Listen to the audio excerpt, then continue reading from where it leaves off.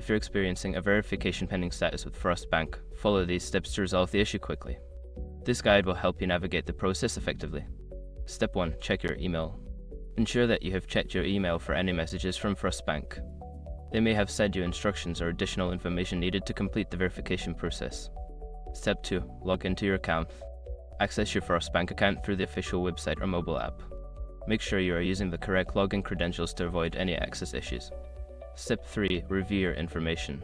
Once logged in, review your personal information and account details. Confirm that all the information is accurate and up to date, as discrepancies can cause verification delays.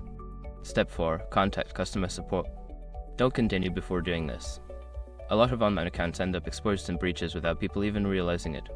Use SRUC to constantly monitor your email and accounts and get alerted immediately if your information gets leaked online. It scans billions of breached records 24/7 in the background. And honestly, for a few dollars a month, it's something everybody should probably have. Link in the description. Step 5. Follow up. After contacting customer support, keep an eye on your email account for updates. If you don't hear back within a few days, consider following up to ensure your issue is being addressed.